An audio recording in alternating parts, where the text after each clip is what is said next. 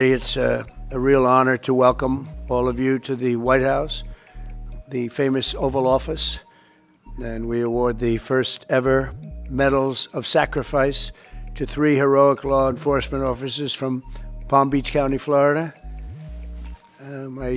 I went to the service. It was crazy. It was just horrible.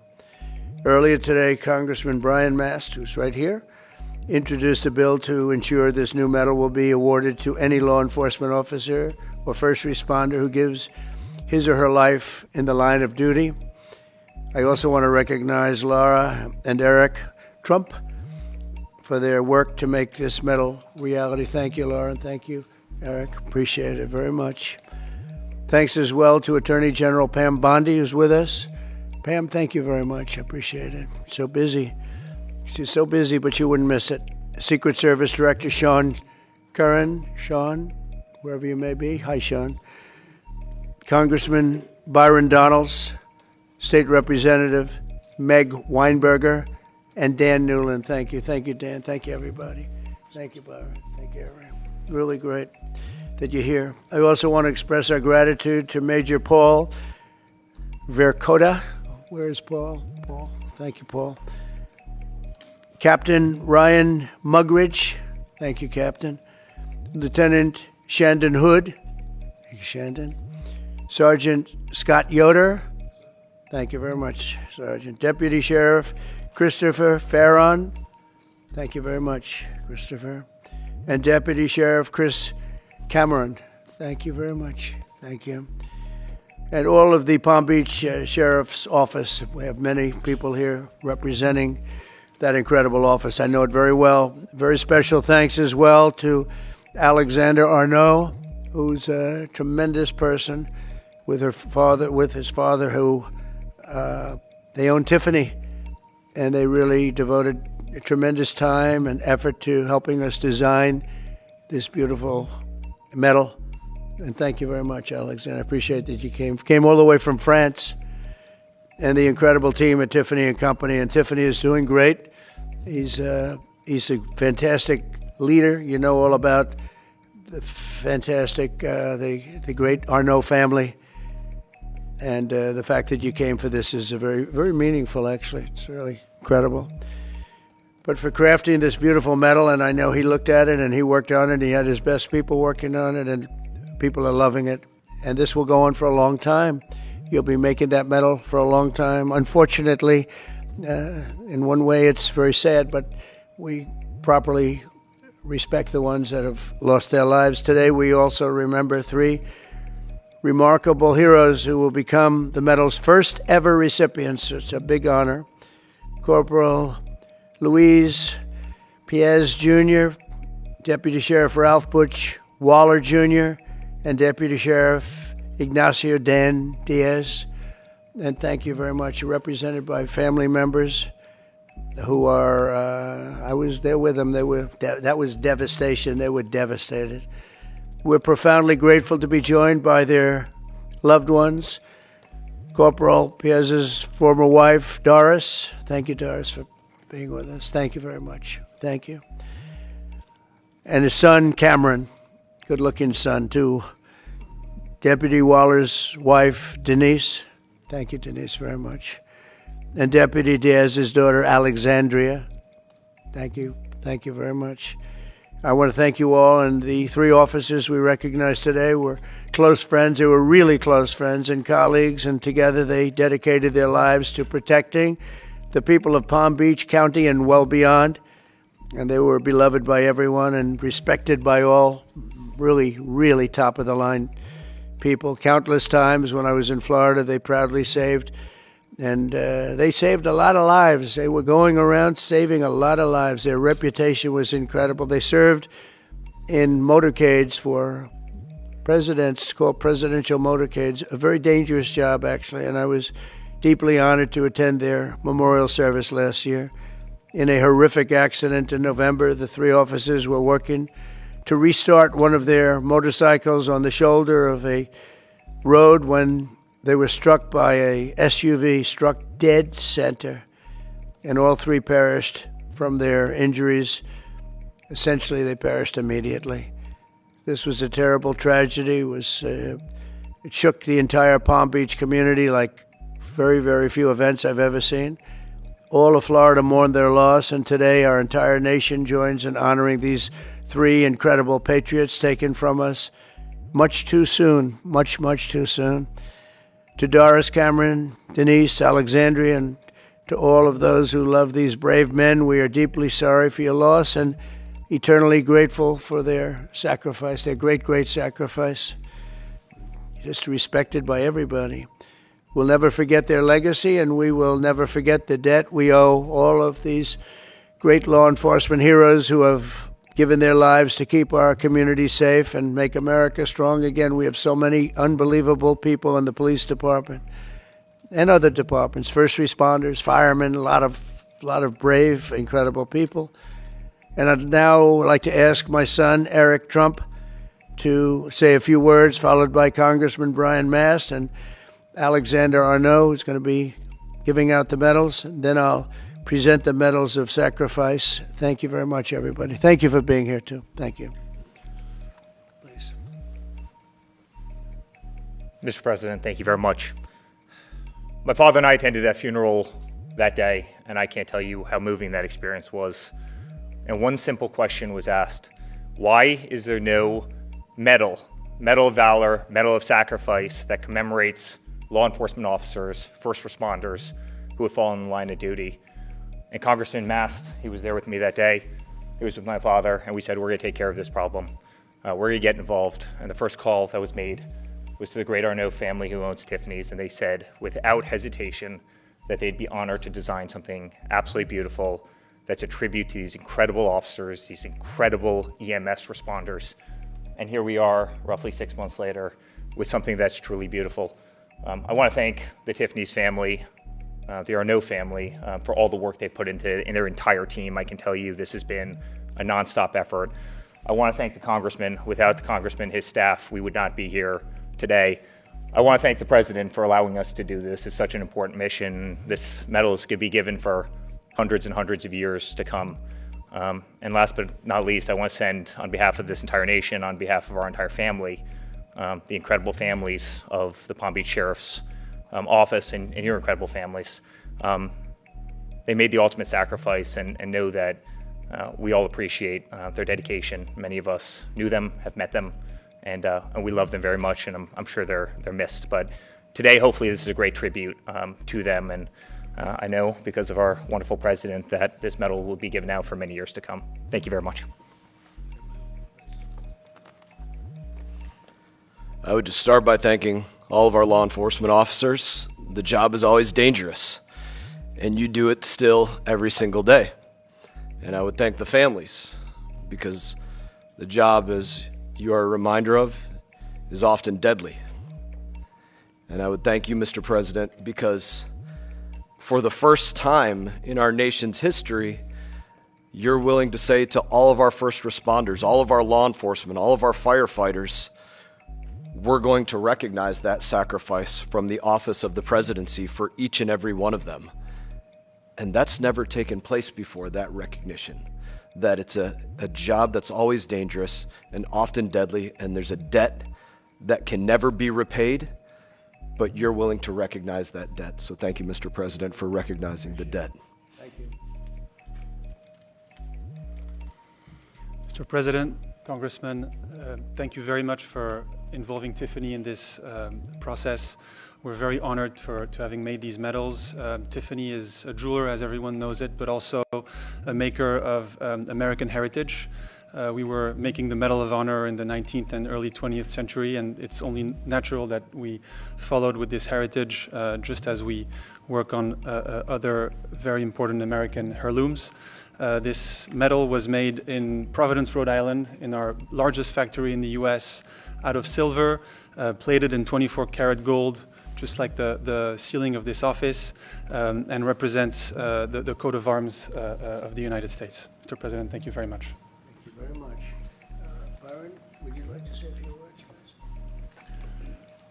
please? First, to be brief, to the families, we are so sorry for your sacrifice, but your officer from your family represented not just Palm Beach County, but the United States with honor. Mr. President, thank you for allowing this to go forward. To my colleague, Congressman Mass, thank you for your leadership. We will always honor first responders in the United States of America.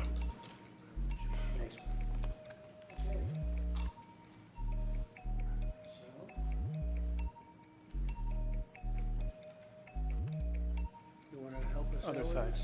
You're the one that did. That's beautiful.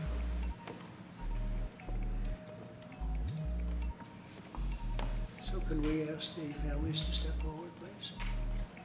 Sheriff, would you like to help us with that? Please. Thank you very much. Why don't you grab that? Thank you, sir.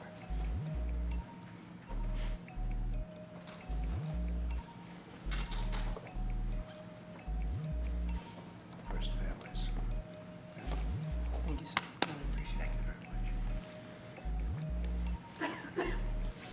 Thank you very much. You take care of yourself, okay? Thank you very much. Sheriff, thank you. You'll help us. Okay, you want to stand right over here? Okay.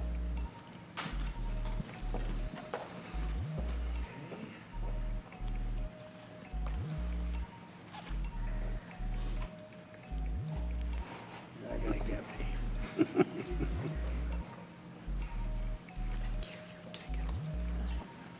Take it. Oh, thank you.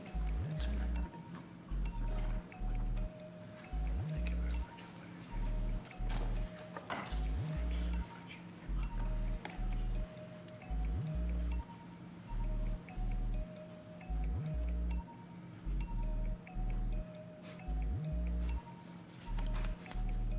Thank you.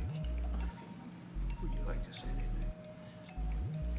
I would like to thank you very much for honoring my husband and his brothers and for what you do for the country and making this so very special for them and for all the people to come. It's a club you never want to be in, No. but I don't you've want that. honored them and it just means the world. Thank you. You Thank guys you were for just everything. great. Thank you very much. Thank you. Appreciate it. Thank you. Very much. Would you like to say something about your father? You want to go over there? Come on over here. Come on over here. To the mic. Right here. I viewed my dad as Superman, someone my whole life you look up to. He's an amazing guy, and it's horrible that this happened to all three families. But I'm glad that something was done about it, and we got represented, and everyone in the future will be. So, thank you. Thank you very much. Sir. We'd be very proud of you. Thank you. Thank you very much, sir. Thank you, Mr. President. Thank you very much. Thank you very much.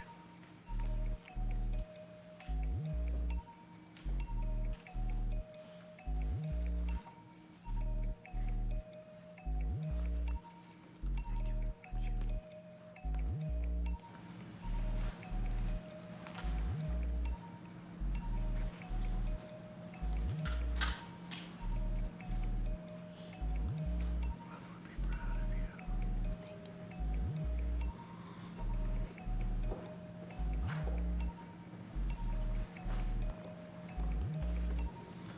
Would you like to say anything, fellas, on behalf of the force? Would you like to say something? It's a very tough thing to do, I know. Would you like to say something, please? Mr. President, on behalf of Sheriff Rick Bradshaw and every member of the Palm Beach County Sheriff's Office, we can't thank you enough for taking the lead on this and recognizing the extreme sacrifice of our three brothers. Words really can't express how thankful we are. Thank you very much. And we have a fourth, and we're going to give this to you. Hopefully, it's maybe never going to be given out. So we'll give it to Sheriff Bradshaw, who's an incredible sheriff. And you've done an amazing job, and we'll have it should something happen. And that's right here, okay? So, Yes, sir. Thank you. And I hope it never has to be given out, frankly. Thank you very much. Thank you, Mr. President. Thank you very much. Well, thank you. Do you have any questions for what you just saw? That's so important. I mean, people have talked about it for years. I want to thank Brian Mass for what he's done, Congressman. He's been unbelievable. He's a great representative. And he worked hard. He wanted to do it right, and we wanted to go somehow. We could get him done pretty easily in one way, but we wouldn't get him done by Tiffany. And the fact that the Arnault family stepped up was absolutely incredible. It means more when you get a name like that. I think it means something extra. But these were incredible people, and they're looking down on you right now, and they're very, very proud, very, very proud of all of you. And it's too bad we had to be doing this, but I was there with you that day. That was a rough day. Thank you very much. Would you have any questions? Yeah. Do you have plans to give this award to any other families posthumously who find themselves in the same position as having made this sacrifice? And then after the test, one question about your call today. Having to do from a previous? Yeah. We're looking at the possibility of that, yeah. You had a lot of people die in the line of duty when you think of it. And we figured it was time to start. We haven't had the situation arise. This was a terrible situation. We haven't had it arise yet, but we're looking at going back a little bit and see what we can do about that. Yes, strongly. Yeah, go ahead. On your call with President Putin today, yeah, you'd mentioned that the Pope would like to take a role potentially in mediating these talks. Does that mean that the U.S. is taking a step back from... No. I think it would be great to have it at the Vatican. Maybe it would have some extra significance. And I saw that it was discussed yesterday, so I thought... And people told me that they'd be honored to do it. I would imagine they would be. So, no, I think it would be maybe helpful. There's tremendous bitterness, anger, and I think maybe that could help some of that anger. So having it at the Vatican would be, in Rome, would be I think it would be a great idea. Thank you. Mr. President, as you know, can I say... Go ahead. Mr. President, as you know, 2.5 months ago, Ukraine, President Zelensky agreed to that 30-day ceasefire that's been on the table all of that time. What was the extent of your conversation with President Putin today about having him agree to that same 30-day ceasefire proposal that you, Mr. President, put on the table?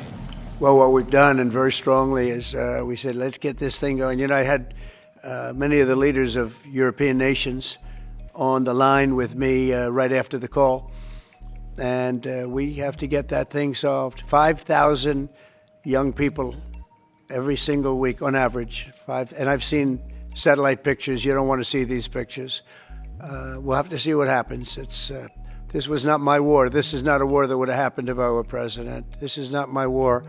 I'm just here to try and help. We've spent hundreds of billions of dollars on this war, and yet that's not, frankly, we made much more than that just in 4 days in the Middle East. It's a lot of money, but we do much. This is about thousands of people dying every single week. 5,000, 6,000 people dying every single week. And just like you have the relatives here, wives and children and everything, you have, these soldiers, they say goodbye in Ukraine and in Russia, and then their parents never see them again, except maybe in pictures of horrible scenes, because I've seen some scenes, I've never seen anything like it. So we're going to see if we can get it taken care of. Yeah, please. So our thanks to the members of law enforcement who are here, and our condolences to the families. We're very sorry for your loss. Mr. President, on Ukraine and on your call today that you had with President Putin, you said last week that you thought nothing was going to happen, no advances would be made until you and Putin got together. Do you still feel that way? I think something's going to happen. It's a got very big egos involved, I tell you. Big egos involved, but I think something's going to happen. And if it doesn't, I'd just back away, and they're going to have to keep going. Again, this was a European situation. It should have remained a European situation. Should have remained, but we have, because the past administration felt very strongly that we should be involved, and we got involved much more than Europe did in terms of the money and all of the things that we gave. We gave a massive, I think, record-setting amounts given to a foreign. There's never been anything like this, both weaponry and money. And Europe gave a lot also, but they didn't give anywhere near what we gave. We gave probably almost 3 times the amount. And it's just a shame. The whole thing is a shame. The level of death here is just a shame. Yeah? Did you ask President Putin to meet with you About what? about Ukraine? Yeah, of course I did. I talked to him about it. I said, when are we going to end this, Vladimir? I know him for a long time now. I said, when are we going to end this bloodshed, this bloodbath? It's a bloodbath. And I do believe he wants to end it. You know, when I made the call, I told the people last night, I spoke to the heads of the different countries, Germany and Finland. We had Italy, as you know, and UK was on the line today, and a couple of others. And then they were in turn calling everyone. Ursula was there from the European Union. She was terrific. And we spoke for a long time about it. And they got a problem. It's a big, big problem. It's a terrible war. It's a very hard to extradite themselves away from what's taken place over there. The amount of anger, the amount of hate, and the amount of death. It's very hard, very tough situation. But I said to him, we got to get going. And I did say also, if I thought that you couldn't do it, I'd step away, because what are you going to do? We don't have boots on the ground. We wouldn't have boots on the ground. But we do have a big stake. And the financial amount that was put up is just crazy. It's crazy. This isn't for us. This is for somebody else. The amount of money that we put up is record-setting. There's never been anything like this. And that includes weapons. Never been anything like this. Yeah, please. Now, Mr. President, on the medal, how far back do you intend to look to consider for the recipients? And then on your call today, if Putin ultimately proves to be the obstacle to peace, is further arming Ukraine on the table at that point? Well, we'll look. I mean, we're going to look. I hope that, I like to think positively, frankly. I just can't believe that they allow this to continue. This would have never happened if I were president, and most people admit that. It would have, and it didn't happen for 4 years. And October 7th would have never happened either. That's the attack on Israel. That would have never happened. So sad, a lot of things wouldn't have happened, but so sad to see it. No, I think that there's a good chance we can get this done. I believe Putin wants to do it. Now, if I thought Putin didn't want, I mean, that's what I do. My whole life is like deals, one big deal. And if I thought that President Putin did not want to get this over with, I wouldn't even be talking about it, because I'd just pull out. What did you hear that gave you confidence that he does want peace versus buying time? I think he's had enough. I think he's had enough. This has been a long time. This has been going on for more than 3 years. When you think, right? It's been going on for a long time. Yeah, please. Oh, thank you, Mr. President. When you implored him to stop previously, Vladimir stopped on social media, and he didn't. He just continued. I'm curious, did you bring that up with him in your phone call today? You have to talk. Sorry, you previously on Truth Social implored President Putin to stop. You wrote Vladimir stop, and he didn't stop, quite the contrary. I'm curious, did you bring that up on your call with him today? No, I didn't bring that up, but I did say it's time, you got to stop this thing. And I believe he wants to stop. Look, I would be, I think, very able to tell whether or not he wanted to or what. I thought there was a very good chance, like a 50-50 chance, that he would say, I want to take the whole thing. I didn't know what he was going to say. And then they have a different kind of a problem. But I believe he wants to stop. Pretty sure. Just now about backing away or walking away if it looks like it's going to be an intractable problem. Do you have a red line in your head of what would cause you to back away? And yeah, in my head, but not something I'm going to announce. But yeah, definitely in my head I do, yeah. Exactly would that look because like? This isn't our war. This is not my war. This is not the war. I mean, we got ourselves entangled in something that we shouldn't have been involved in. And we would have been a lot better off, and maybe the whole thing would have been better off, because it can't be much worse. It's a real mess. It's a death trap.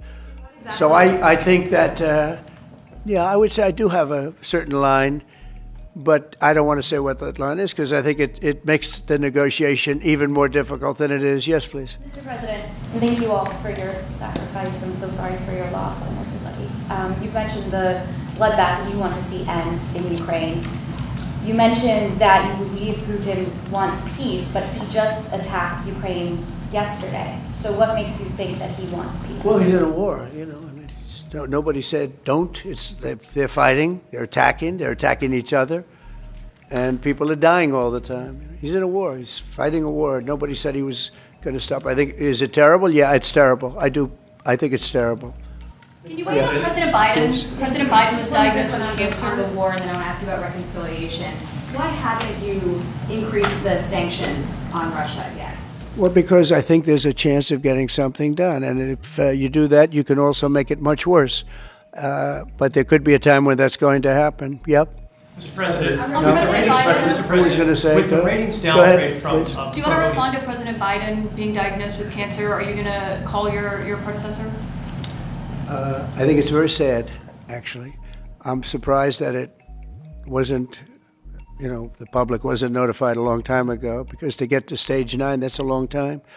I just had my physical. You saw that. You saw the results of that particular test. I think that test is standard to pretty much anybody getting a physical, good physical.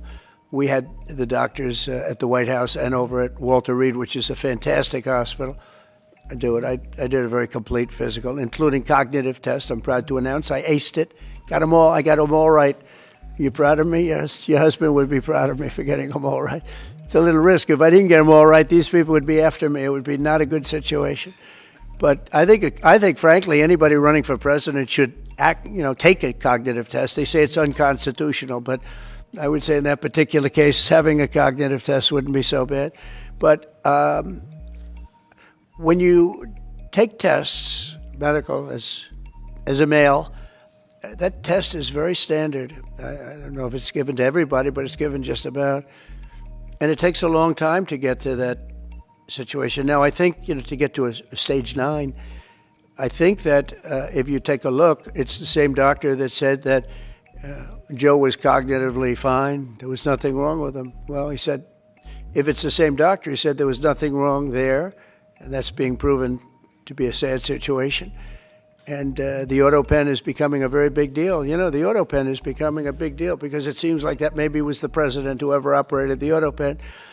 But when they say that was not good, they also, you have to look and you have to say then the test was not so good either. In other words, there are things going on that the public wasn't informed. And I think somebody's going to have to speak to his doctor. If it's the same, or even if it's two separate doctors, why wasn't the cognitive ability, why wasn't that discussed? And I think the doctor said he's just fine, and it's turned out that's not so. It's very dangerous. Look, this is no longer politically correct. This is dangerous for our country. Look at the mess we're in. You're talking about all these questions on Ukraine and Russia that would have never happened. As an example, if I were president, would have never happened. The other thing is you have to say, why did it take so long? I mean, when this takes a long time, can take years to get to this level of danger.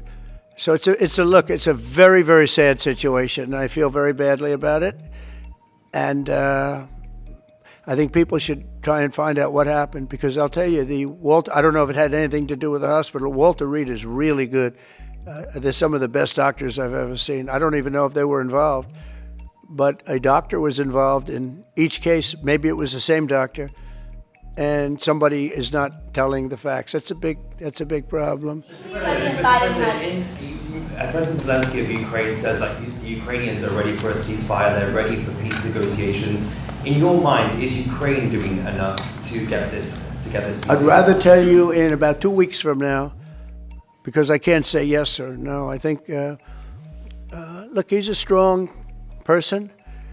Zelensky, a strong guy, and he's not the easiest person to deal with. But I think that he wants to stop. He's, not. It's a very bad thing that's happening over there. I think he wants to stop. But I could answer that question better in 2 weeks or 4 weeks from now. I hope the answer is that he wants to get it solved. I want to thank everybody very much. And on behalf of the United States of America, we greatly honor your family and your friends and everybody that had to suffer so much. But you have some 3 great men that are looking down on you, and they're very proud right now. They're very proud. This is the Oval Office, and they're a big part of it now. They're a part of the Oval Office, the White House. And thank you all very much. Thank you. Thank you, Sheriff, for coming. Thank you very much, everybody. Thank you. Thank you. Thank